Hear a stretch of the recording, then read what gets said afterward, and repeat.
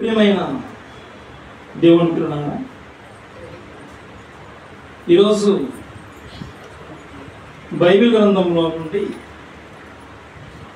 ఒక చక్కటి దైవ సందేశాన్ని దేవుడు ఏనాడో రాయించినటువంటి మాటలను మనం ధ్యానిద్దాం. ఒక చక్కటి విషయం మనకు అర్థమవుతుంది. మన యొక్క సమయంలో మనం నేర్చుకునేటువంటి అంశం, జీవనోపాధికై జీవాధిపతిని వదిలేస్తారా? జీవనోపాధి కోసం జీవాధిపతినే వదిలేస్తారా అన్నటువంటి ప్రశ్నతో కూడినటువంటి ఈ యొక్క విషయాన్ని మన వాక్య రూపంలో ధ్యానించుకుంటూ వెళ్దాం. ప్రియమైన దేవుని పిల్లలారా, జీవనోపాధి ఈ యొక్క భూమి మీద ఈ యొక్క మానవ జీవితం గడపడానికి, జీవించడానికి మనకు ఏం కావాలంటే ముఖ్యంగా ఆహారం అవసరం. గాలి సులువుగా మన దగ్గర వస్తుంది, నీరు సులభంగా మనకు లభిస్తూ ఉంది. ఇక ఆహారం విషయం వస్తే అది అంత సులువుగా మనకు అందదు. చెట్టు వేస్తే ఆ చెట్టు నుండి పండు వేస్తుంది. ఇక ఈ జీవనం కొనసాగించాలంటే ప్రతి పూట మరి ఆకలితో అలమటించి పోకుండా ఉండాలంటే సమయానికి ఆహారం తినాలి, భోజనం తీసుకోవాలి. ఈరోజు మనుషులు చేసేటువంటి పనులన్నీ దేనికోసం అంటే ఈ జానెడు పొట్ట కోసం, కడుపు నింపుకోవడం కోసం. సమయానికి సరైన ఆహారం పెట్టకపోతే ఇక నీరసించిపోతుంది శరీరం. ఆదాము నుండి ఈరోజు ఇప్పటి వరకు రాబోయే తరాల్లో ఉన్నటువంటి వారందరూ కూడా కష్టపడి పని చేయాలి, జీవనోపాధి ఉండాలి. అప్పుడప్పుడు ఎదురుపడినప్పుడు అడిగే మొదటి ప్రశ్న ఇదే, మీరేం చేస్తూ ఉన్నారు? నేను పాస్టర్ అన్నావు అనుకో, సరేలేదు పగలబెట్టు, నువ్వు ఏం చేస్తా ఉన్నావు బ్రతకడం కొరకు? నువ్వు బ్రతుకు తెరువు కోసం నువ్వు ఏం చేస్తా ఉన్నావు? నువ్వు ఏ పని చేస్తూ ఉన్నావు? నువ్వు ఏ ఉద్యోగం చేస్తూ ఉన్నావు? నీ కోసం, నీ పోషణ కోసం, నీ వారి పోషణ కోసం నువ్వు ఏం చేస్తున్నావు అని అడుగుతారు. ప్రియమైన దేవుని పిల్లలారా, ఆ రోజు పాత నిబంధనలో కూడా దేవుడు తన గ్రంథంలో మాటలు రాయిస్తూ పండుగ విషయంలో పాల్గొనేటువంటి ఆ జన సమూహానికి చెప్పారు, జీవనోపాధి అయినటువంటి ఏ పనైనను మీరు చేయకూడదు, మీరు పరిశుద్ధ సంఘం కూడుకోవాలి. పండుగలో మీరు పరిశుద్ధ సంఘం కూడుకోవాలి. ఆ సమయంలో జీవనోపాధి అయినటువంటి ఏ పని మీరు చేయకూడదు. అంటే జీవనోపాధి, జీవించడం కొరకు ఉపాధి. ఏమైనా దేవుని పిల్లలారా, దీనికోసం మనిషి ఎన్నో రకాల ఉద్యోగాలు, గవర్నమెంట్ ఉద్యోగం చేసేవాళ్ళు, ప్రైవేట్ ఉద్యోగం చేసేవాళ్ళు, కూలి పనులు చేసుకునేవాళ్ళు, వ్యాపారాలు చేసేవాళ్ళు, ఇలా మనకు అగుపడతాం. మరి ఈ యొక్క జీవనోపాధి, ఈ పని ఎంతవరకు చేసుకోవాలంటే, ఎప్పటివరకు చేసుకోవాలంటే కొంచెం చచ్చేంత వరకు, కాడికి వెళ్ళేంత వరకు చేసుకోవాల్సినటువంటి అవసరం ఏర్పడింది. ఈ దగ్గర అన్ని సదుపాయాలు ఉన్నా, అన్నీ ఉన్నా కానీ ఆగరు, మళ్ళీ సంపాదించడానికి మొదలు పెడతారు. ఈరోజు కోటీశ్వరులు ఎందరో ధనవంతులు ఉన్నారు, ఉన్నా కానీ మళ్ళీ కష్టపడుతూనే ఉంటారు. ఆదాముకు ఆ రోజు దేవుడు చెప్పిన మాట ఒకసారి చదువుకొని మనం ముందుకెళ్దాం. ఆదికాండం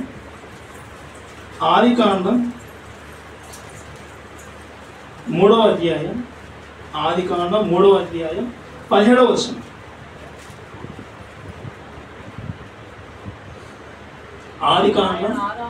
ఆదికాండం 3వ అధ్యాయం 17వ వచనం. 17వ వచనంలో చివరిలో చదువుకుందాం. చివరిలో, ప్రయాసముతోనే నీవు బ్రతుకు దినములన్నీ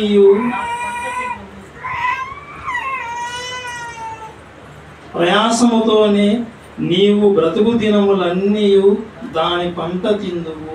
ప్రయాసముతోనే నీ బ్రతుకు దినములన్నింటా నీకు ప్రయాసం. నువ్వు కాటికి వెళ్ళేంత వరకు ప్రయాసం, నువ్వు కాటికి వెళ్ళేంత వరకు కష్టపడుతూనే ఉన్నావు. ఈ జీవనోపాధి కోసం నువ్వు చేసుకునే ఈ పని అనేది నీకు కన్ను మూసేంత వరకు ఉంది, అంతవరకు నువ్వు పెట్టుకుంటావు. ఇప్పటి వరకు జీవనోపాధి కోసం మనం ఆలోచించాం. ఇక జీవాధిపతి గురించి ఆలోచిద్దాం. అసలు జీవం గల వాడేవాడు? యోహాను సువార్త 5వ అధ్యాయం 26వ వచనం చదువుకుందాం పిల్లలు. యోహాను సువార్త 5వ అధ్యాయం 26వ వచనం. తండ్రి ఏలాగు తనంతట తానే జీవం గలవాడై ఉన్నాడో అలాగే కుమారుడును తనంతట తానే జీవము గలవాడై ఉండుటకు కుమారునికి అధికారం అనుగ్రహించెను. ఇక్కడ జీవం గలవాడు ఎవరని చెప్తా ఉన్నారంటే, జీవం కలిగినటువంటి ఆయన ఎవరు? తండ్రి. తండ్రి జీవం గలవాడు. తండ్రి ఏలాగూ జీవం గలవాడై తనంతట తానే జీవం గలవాడై ఉన్నాడో అలాగే కుమారుడు కూడా తనంతట తానే జీవం గలవాడై ఉండాలని అధికారము తండ్రి అయిన దేవుడు కుమారుడైనటువంటి క్రీస్తుకు చెప్తా ఉన్నాడు. నేను జీవం గలవాడు, నా కుమారుడు కూడా జీవం గలవాడు. ఇక జీవముకు నా కుమారుని నేను అధిపతిగా నియమించాను. నా కుమారుడు యేసుక్రీస్తు, ఆయన జీవాధిపతి. ప్రియమైన దేవుని పిల్లరా, మరి ఈ జీవాధిపతి భూమి మీదకి వచ్చాడు. ఆయనలో జీవం ఉండెను, ఆ జీవం మనుషులకు విలువై ఉండెను అని మనం యోహాను సువార్త ప్రారంభాధ్యాయంలో మనం చదువుకుంటాం. ఆయనలో జీవం ఉండెను, ఆ జీవం మనుషులకు విలువై ఉండెను. యేసుక్రీస్తు వారి గురించి వచ్చినటువంటి ఆయన ఎంతో కాలం భూమి మీద జీవించి పరిశుద్ధంగా జీవించి అనేకులను పరలోకం వైపు తిప్పాలని ఎన్నో రహస్యమైన సంగతులు, విలువైన మాటలు చెప్పిన ఆయనను సమాజం తృణీకరించింది. చివరికి ఆ జీవాధిపతిని ఏం చేసింది? చంపేసింది. అపోస్తుల కార్యములు 3వ అధ్యాయం 15వ వచనం మనం చదువుకుందాం. మీరు జీవాధిపతిని చంపితిరి, మీకు జీవం ఇవ్వాలని ఆయన వస్తే, నిత్య జీవానికి ఆయన చేర్చాలని ఆయన వస్తే, వచ్చిన ఆయనను మీరు స్వీకరించకుండా మీరు చంపేశారు. మీరు జీవాధిపతిని చంపితిరి. అలానే ఆయన ఇక లేకుండా పోడు. చంపిన దేవుడు లేపాడు. ఆయన నశించిపోలేదు. మరణ వేదనలు ఆయన బంధించుట అసాధ్యం. మీరైతే చంపారు ఆయన. ఒక మానవ మాతృడుగా ఒక మట్టి శరీరాన్ని ధరించినటువంటి ఆ మానవ ఆకారంలో ఉన్నటువంటి దేవుని కుమారుని చంపారు. మీరు జీవాధిపతిని చంపితిరి. ప్రియమైన దేవుని పిల్లలారా, జీవనోపాధి గురించి మీకు చెప్పాను, జీవనోపాధి గురించి చెప్పాను, జ్ఞాపకం చేశాను. జీవాధిపతిని కూడా మీకు జ్ఞాపకం చేశాను. జీవనోపాధి అది మనం పోషణ కొరకు మనం చేసేటువంటి పనులు. జీవాధిపతి ఎవరు? యేసుక్రీస్తు వారు. ఈ జీవనోపాధి కోసము జీవాధిపతిని వదిలేస్తారా అని ఇప్పుడు ప్రశ్న. ఈరోజు మనుషుల యొక్క ఆలోచనలు లేదా దేవుని యొక్క వాక్యం యుద్ధకు వచ్చినటువంటి మరి విశ్వాసులు, క్రైస్తవుల యొక్క ఆలోచన ఎలా ఉంది చూద్దాం ఒకసారి. మత్తయి సువార్త 6వ అధ్యాయం 15వ వచనం. మత్తయి సువార్త 6వ అధ్యాయం 15వ వచనం మనం చదువుకుంటా వెళ్ళిపోతాం. ఓకే, మీరు 15వ వచనం చదివా? ఒక నిమిషం నేను చూస్తాను. 25. మత్తయి సువార్త 6వ అధ్యాయం 25వ వచనం మనం చదువుకుందాం. అందువలన నేను మీతో చెప్పున్నదేమనగా, ఇక్కడ ప్రభు చెప్తా ఉన్నాడు. మనుషుల యొక్క ఆలోచన, వాళ్ళ యొక్క చింత గురించి చెప్తా ఉన్నాడు. ఏమి తిందుమో ఏమి త్రాగుదుమో అని నీ ప్రాణము గూర్చి అయినను ఏమి ధరించుకుందుమో అని నీ దేహము గూర్చి అయినను చింతింపకుడి. ఏమి తినాలి, ఏం త్రాగాలి, ఏం కట్టుకోవాలి, ఎలా బ్రతకాలి, మేము ఎట్లా బ్రతకాలి, ఇలాంటి ఆలోచనలో మాటల్లో పడిపోయి ఇక చింతతో ఉండిపోతారు. ఈరోజు మనం ఉన్నాం ఇక్కడ, మనలో చింత లేదా? నాకు చింతే లేదంటే మరి యేసు చెప్పిన మాట మీకు చింత ఉంది, చింతింపకూడదు అన్నాడంటే మీకు చింత ఉందనే. అందరికీ ఉంది, మాకు కూడా ఉంది చింత. చింతింపకుడి, మీరు చింతిస్తారు. వద్దంటే అదే చేస్తారు. చింతించవద్దంటే మీరు చింతిస్తారు. బాధపడకంటే బాధపడతారు. ప్రియమైన దేవుని పిల్లలారా, మరి ఈ జీవనోపాధి కోసం, ఈ పోషణ కోసం, ఈ జీవితంలో వస్తువుల కోసము కష్టపడతారు, సంపాదిస్తారు. తన వారి కోసం, తన కోసం, తన కుటుంబంలో ఉన్న పిల్లల కోసం కష్టపడడానికి ఒకే రాష్ట్రంలో చాలా దూరం వెళ్ళి పనిచేస్తారు. అవసరమైతే రాష్ట్రాలు దాటి వెళ్ళిపోతారు. అవసరమైతే విదేశాలకు కూడా వెళ్ళిపోయి, ఒంటరిగా వెళ్ళిపోయి అక్కడ పని చేసి ఇక్కడ ఉన్నటువంటి తన వారి కోసం ధనాన్ని సమకూరుస్తూ ఉంటారు. జీవనోపాధి కోసం అన్ని విడుస్తూ ఉన్నావు, రాష్ట్రం వెళ్ళిపోతూ ఉన్నావు, దేశం వెళ్ళిపోతూ ఉన్నావు. నీ వారు బాగుంటే చాలని నువ్వే నీ వారికి దూరం అయిపోతూ ఉన్నావు. అయితే ఈరోజు మనుషులు చివరికి దేవుణ్ణే వదిలేసే విధంగా, జీవనోపాధి కోసం జీవాధిపతిని వదిలేసే విధంగా మనుషుల యొక్క ఆలోచనలు ఉన్నాయి, ప్రయత్నాలు ఉన్నాయి. దేవుణ్ణి వదిలిపెట్టి వెళ్ళిపోతారు. ప్రియమైన దేవుని పిల్లలారా, ఇంకా ఎలాంటి ఆలోచనతో ఉంటారంటే ఉన్నదానితో సంతృప్తి కాకుండా అత్యధికంగా కావాలి, అత్యధికంగా కావాలి, దానికోసం ఇంకా ప్రయాసపడి వెళ్ళిపోతారు. ఉన్నదాంతో సంతృప్తికరంగా ఉండి జీవనోపాధి అది దానికోసం ఆలోచిస్తూనే జీవాధిపతిని విడిచిపెట్టకుండా ఆయన అడుగుజాడలో వెళ్ళాలి. జీవాధిపతి యేసుక్రీస్తు వారు. ఈరోజు యేసుక్రీస్తు వారు మన మధ్యలో శరీరధారిగా లేడు. మాట రూపంలో, వాక్య రూపంలో మన ముందర ఉన్నటువంటి జీవగ్రంథం బైబిల్లో ఆయన మాటలు ఉన్నాయి. ఈ మాటలు నువ్వు వదిలిపెడుతున్నా కానీ నువ్వు జీవాధిపతిని వదిలిపెట్టినట్టే. ఐశ్వర్యం కోసం, సంపద కోసం, ప్రక్క వాళ్ళని చూసి చింతిస్తూ నిజంగా దేవుణ్ణి వదిలిపెట్టే పరిస్థితి మనం. అసలు ఈరోజు మనిషి యొక్క ఆలోచన ఎలా ఉందంటే మనిషి కోసం బ్రతకడం లేదు, మనిషి మరో మనిషి కోసం బ్రతుకుతూ ఉన్నాడు. వాళ్ళు ఏమనుకుంటారు, నేను ఇలా ఉంటే వాళ్ళని బ్రతకాలి, లేకుంటే అసలు నాకు అందరి మధ్య నా పరువు పోతారు, వాళ్ళ నేను ఉండాలి, అవసరమైతే వాళ్ళు మించి ఉండిపోవాలి. వాళ్ళని చూసి వీళ్ళని చూసి ఎవరి కోసం మనం బ్రతకాల్సిన పరిస్థితి. దేవుడు నాకు ఇచ్చాడు, ఇంతలో చాలు, నీవు ఉన్నటువంటి స్థితిలోనే సంతృప్తికరంగా ఉంటే చాలు అనేటువంటి ఆలోచన లేదు.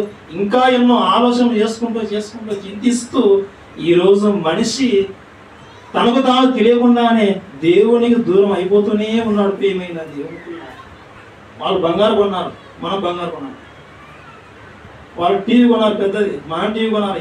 ఎంతకాలం ఉండాలి ఈ పాత టీవీ? తీసి పక్కన పెట్టండి, కొత్త టీవీ తీసుకురావాలని మరి ఇంట్లో ఉన్న పురుషులను వేధించి కొత్త తీపిస్తారు. పోనీ వాక్యం వింటారా? వింటే మంచిదే, వినకుంటే ఫీల్ అయిపోవాలి. ఇంకా కొనింది ఎందుకు? వాళ్ళు పెద్ద మరి కారు కొన్నారు, ఎంతకాలం బైక్ కొన్నారు. మనం కారు తీసుకోకూడదా? ఎదగకూడదా మనం కూడా? వాళ్ళు చూసి మనకు ఆలోచన. ఇంకా స్త్రీలు పక్కింటి వాళ్ళని చూసి బాధపడుతూ ఉంటారు. వాళ్ళు ఆయనే మేలు, వాళ్ళు అన్నీ కొనిస్తారు. నా పక్కింటిదే మేలని వాళ్ళు. అక్కడ ఉన్న ఆమె ఏమనుకుంటారంటే ఆమె అదే అనుకుంటా ఉంటారు. నా పక్కింటి ఉన్నటువంటి ఆమెనే మేలు, ఆమె మేలని నువ్వు మేలని ఆమె. ఇంత ఎవరు బాగుంటారు? అందరి కుటుంబాల్లో బాధలే, అందరి కుటుంబాల్లో సమస్యలే, అందరూ ఒకరి మీద ఒకరు బాధపడుతూ వాళ్ళు ఏమనుకుంటారో చివరికి దేవుని పక్కన పెట్టేసి దేవుడు ఏమనుకుంటాడని ఆ ఆలోచన లేకుండా మనుషులు ఏమనుకుంటారో అని మనుషుల కోసం, మనుషుల మధ్య మెప్పు కోసం బ్రతకాలన్నటువంటి ఆలోచనతో ఈరోజు వెళ్ళిపోతూ ఉన్నారు. ఇది ఎంతవరకు సమంజసం? ఎన్ని ఉన్నా కానీ, ఎన్ని వస్తువులు ఉన్నా కానీ ఇవి ఎంతకాలం మనతో పాటు ఉంటాయి? ఎంతకాలం శాశ్వతంగా నిలిచిపోతాయి? వచ్చినవన్నీ అవి ఏదో ఒక రోజు వెళ్ళిపోతాయి ప్రియమైన దేవుని. నిజంగా ఈ జీవనోపాధి కోసం భూ సంబంధమైనటువంటి ఆశల కోసం వస్తువుల కోసం మనం ఆలోచించకూడదు. ఇవి కొంతకాలం అంటే వెళ్ళిపోతాయి. అవి ఉన్నా కానీ మనమే ఈ లోకాన్ని విడిచి వెళ్ళిపోతాం. మనం వెళ్ళిపోయిన తర్వాత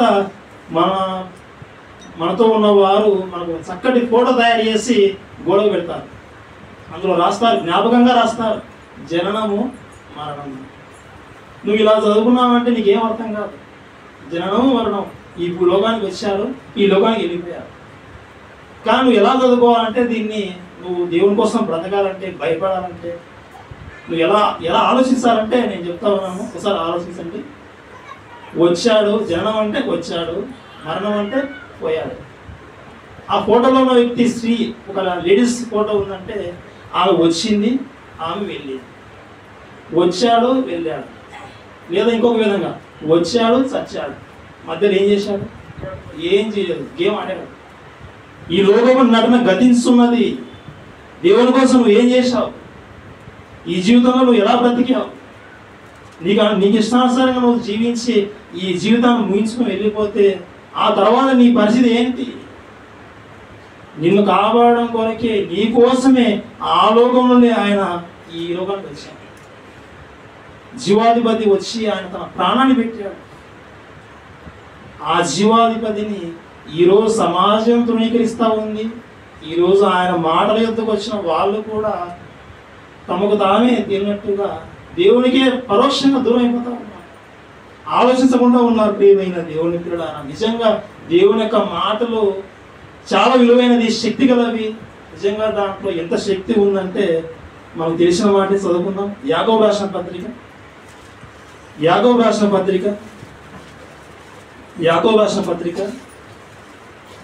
1వ అధ్యాయం 21వ వచనం.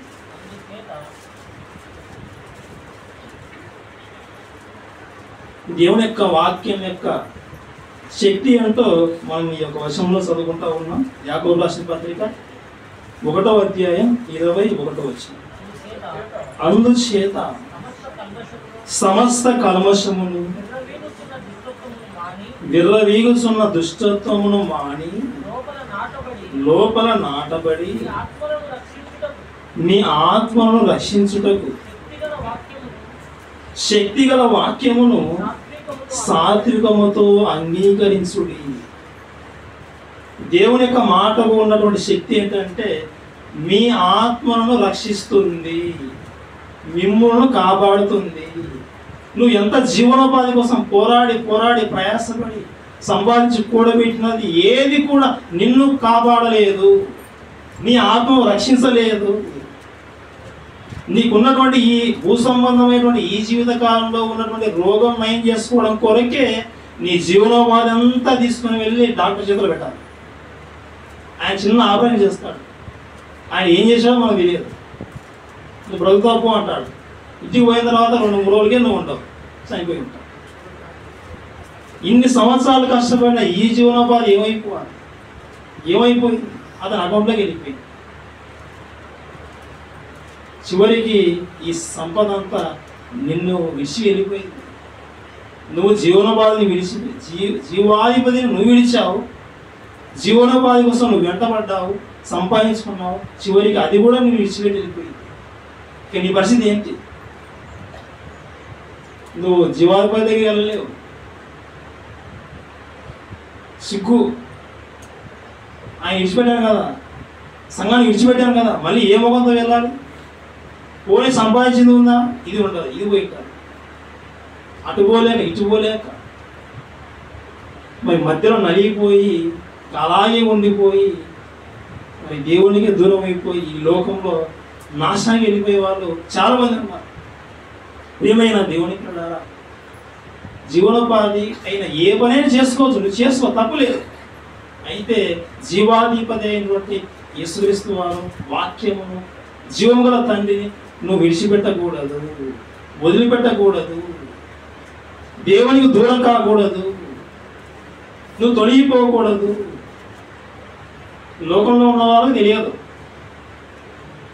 వాళ్ళు వాక్యం చెబుతామంటే వాళ్ళు వద్దు అంటారు.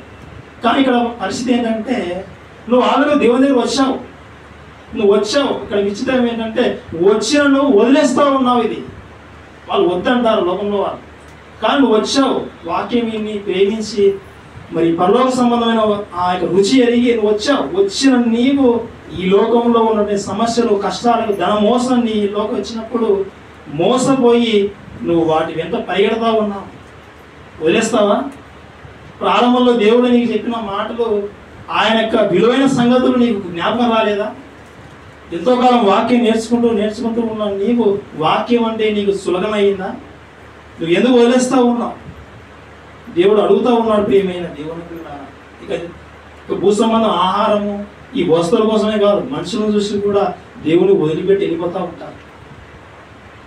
నా వాళ్ళు, నా స్నేహితులు దేవుని కంటే వాళ్ళని ఎక్కువ ప్రేమిస్తూ ఉంటారు. బంధువులు, ఆ స్నేహితులు పోతారు, ఆ బంధువులు పోతారు, అందరు కనుమూస్తారు. చివరికి జీవాధిపతి అయిన దేవుడే దిక్కు, ఆయన దిక్కు. ప్రియమైన దేవుని పిల్లలారా, జీవనోపాధి కోసం జీవాధిపతిని వదిలేస్తా? నువ్వు వదిలివేయకూడదు. వదిలేసిన వాళ్ళు ఉన్నారా? అసలు జీవాధిపతి మాకు వద్దన్న వాళ్ళు ఉన్నారంటే ఉన్నారు. బైబిల్లో ఎన్నో విషయాలు ఉన్నాయి, అన్నీ చెప్పాను, కానీ ఒక 2 సంగతులు జ్ఞాపకం చేస్తాను, ఆలోచిద్దాం. మొదటిగా ఒక సందర్భం ఉంది, జీవాధిపతి మాకు వద్దు అన్నారు. నేను చెప్పేటువంటి విషయము, ఆ సందర్భం అనేది 3 సువార్తల్లో ఉంది. ఒకసారి ఆ విషయాలు జ్ఞాపకం చేస్తాను. మత్తయి సువార్త 8వ అధ్యాయం, ఇది రాసుకునే వారి కోసం. మత్తయి సువార్త 8వ అధ్యాయం, ఈ వచనం రాసుకోండి. మత్తయి సువార్త 8వ అధ్యాయం 28వ వచనం దగ్గర నుండి 34వ వచనం వరకు. మత్తయి సువార్త 8వ అధ్యాయం 28వ వచనం దగ్గర నుండి 34వ వచనం వరకు. ఇదే సందర్భం మార్క్స్ సువార్తలో కూడా ఉంటుంది. మార్క్స్ సువార్త 1వ అధ్యాయం 20వ వచనం, 1 నుండి 20 వరకు. మార్క్స్ సువార్త 5వ అధ్యాయం 1వ వచనం దగ్గర నుండి 20వ వచనం వరకు, అక్కడ అదే సందర్భం ఉంటుంది. లూకా సువార్తలో కూడా ఇదే సందర్భం ఉంటుంది. లూకా సువార్త 8వ అధ్యాయం 26వ వచనం దగ్గర నుండి 39వ వచనం వరకు. లూకా సువార్త 8వ అధ్యాయం 26వ వచనం దగ్గర నుండి 39వ వచనం వరకు. ఈ 3 కలిపి మళ్ళీ వరుసగా చెప్తాను చూడండి. మత్తయి సువార్త 8వ అధ్యాయం 28వ వచనం దగ్గర నుండి 34వ వచనం. నెక్స్ట్ మార్క్స్ సువార్తలో 5వ అధ్యాయం 1వ వచనం దగ్గర నుండి 20వ వచనం వరకు. లూకా సువార్త 8వ అధ్యాయం 26వ వచనం దగ్గర నుండి 39వ వచనం వరకు. ఈ 3 చోట్ల ఉన్నటువంటి సందర్భం ఒకటే. దయ్యం పట్టినటువంటి 2 వచ్చారు, ఉగ్రరూపం దాల్చారు, సమాధులు తిరుగుతూ ఉన్నారు, ఎవరు వారిని అదుపు చేయలేకపోతా ఉన్నారు. ఆ దయ్యం పట్టిన వ్యక్తికి హాని చేస్తూ ఉన్నారు. వచ్చారు, ప్రభువైన యేసుక్రీస్తు వారు కంటపడ్డారు. ఆ దయ్యం పట్టిన వ్యక్తి ఏమంటున్నాడు చూడండి ఒకసారి. మత్తయి సువార్త 8వ అధ్యాయం, మత్తయి సువార్త 8వ అధ్యాయం 29వ వచనం. వారు, ఇదిగో దేవుని కుమారుడా, నీతో మాకేమి, కాలము రాకమునిపే మమ్మను బాధించుటకు ఇక్కడికి వచ్చితివా అని కేకలు వేసిరి. ఈ దయ్యం పట్టిన వారు కళ్ళ కనబడినటువంటి యేసుక్రీస్తుని ఏమన్నారు? దేవుని కుమారుడా. దయ్యములు పట్టినటువంటి వ్యక్తి అన్నాడు. అతనిలో దయ్యములు ఉన్నాయి అంటే దయ్యములు దేవుని కుమారుని గుర్తుపట్టాయా? దయ్యములు దేవుని కుమారుని గుర్తుపట్టాయా? యేసుక్రీస్తును దేవుని కుమారుడు అంటున్నాయంటే అవి దేవుని కుమారుడు యేసుక్రీస్తు వారని పసిగట్టాయా? పసిగట్టలేదా? పసిగట్టాయి. దేవుడు ఉన్నాడని, ఆయనకు కుమారుడు ఉన్నాడని, ఆయన ఈయనని, దేవుడు కుమారుడా అని జ్ఞాపకం చేశాయి. ఈరోజు మాత్రం దేవుడు ఉన్నాడు, దేవుడు కుమారుడు అంటే ఒప్పుకోలేకపోతా ఉన్నారు చాలా మంది. మీరు చూస్తూ ఉంటారు యూట్యూబ్లలో,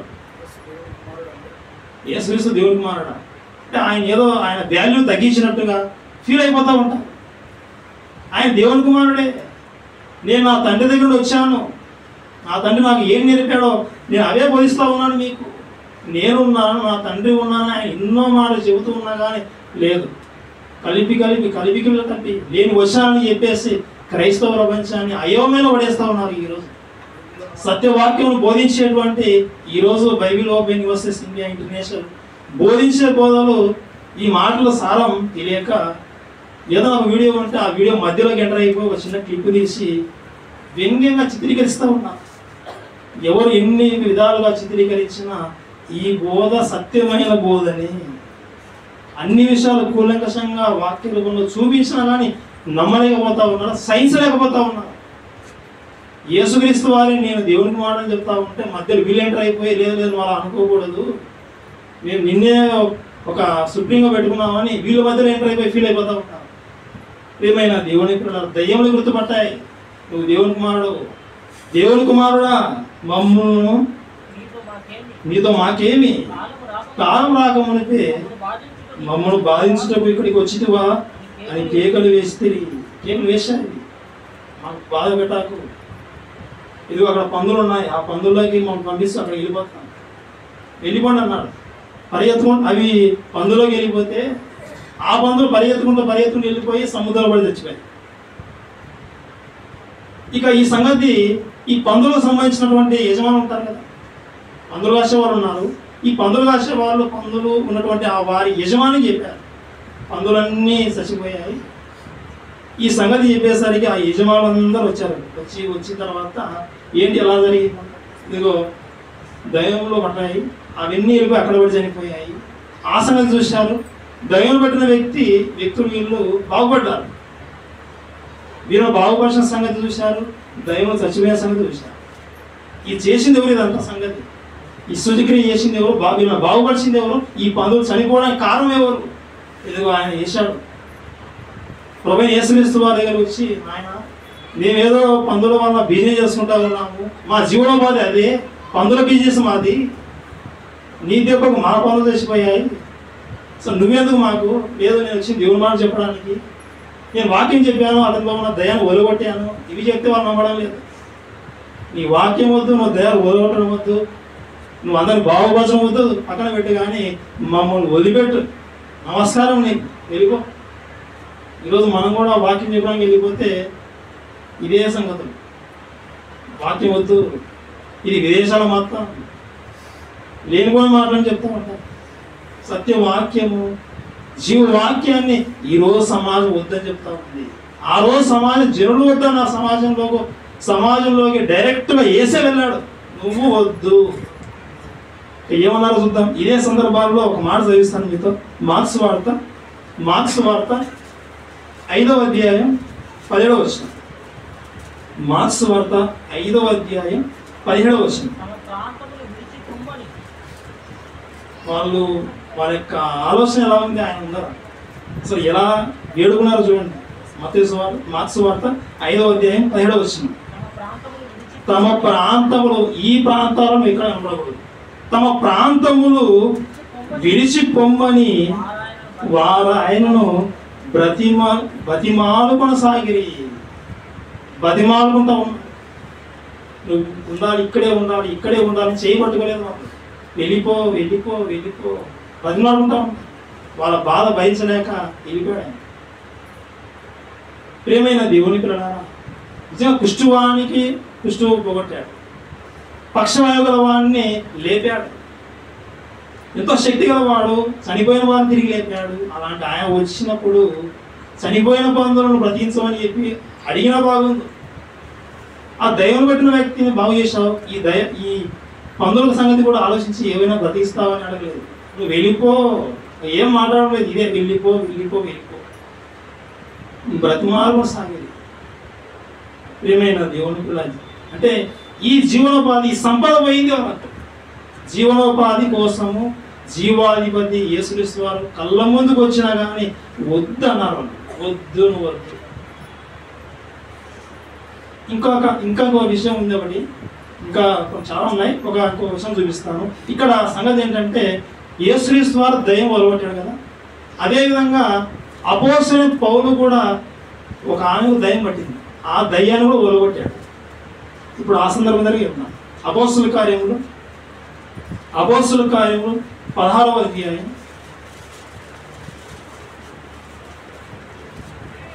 ఇక్కడ ఒక స్త్రీకి ఒక ఆమెకు దయ్యములు పట్టాయి. దయ్యం పట్టింది. అపోస్తుల కార్యములు 16వ అధ్యాయం. మనకు సందర్భం ఎక్కడి నుండి స్టార్ట్ అవుతుందంటే 16వ వచనం దగ్గర నుండి స్టార్ట్ అవుతుంది.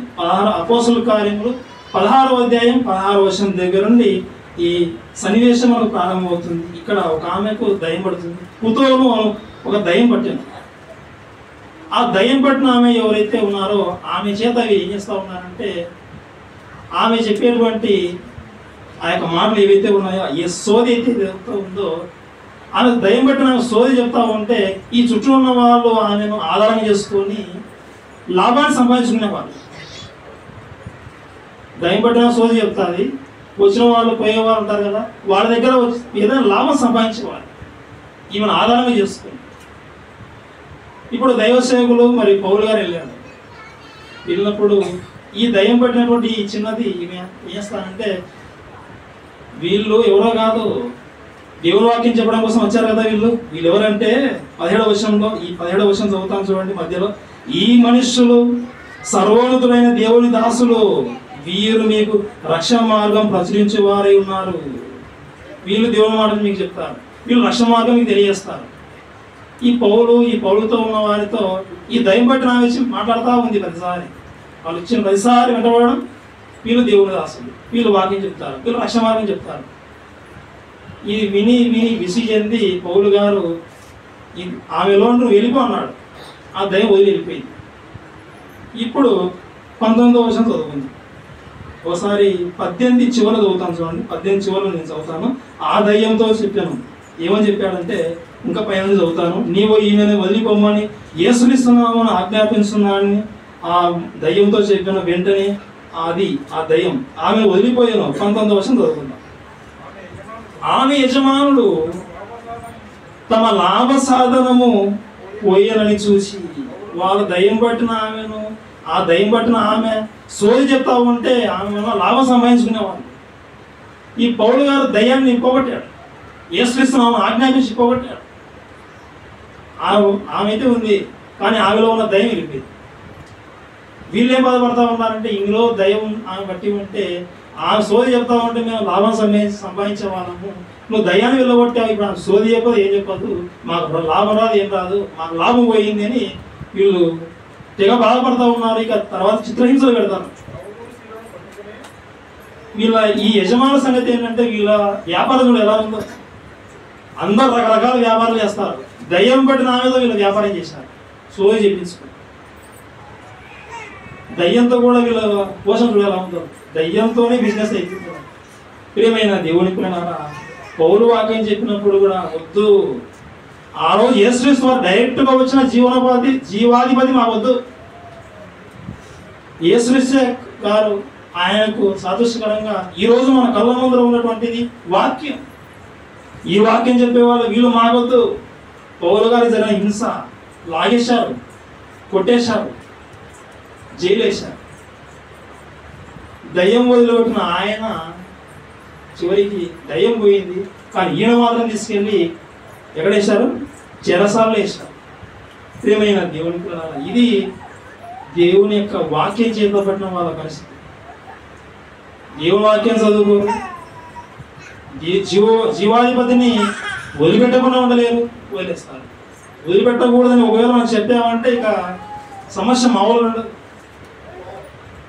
ఏంటంటే ఎప్పుడు వాక్యం విను, చదువుకో, ప్రార్థనకు అటెండ్గా ఇలా చెప్తా ఉంటావు, ఎంతసేపు ఉంది అది చేయి ఇది చేయి దేవుని కోసం చెప్తా, విసిగిస్తూ ఉంటావు అని మరి ఆలోచనతో ఉంటారు. కానీ చెప్పేటువంటి మాటలు ఇవి రక్షణ మార్గం, దేవుని కోసం నువ్వు బ్రతకాలనేదే ఆవేదన, ప్రయాస.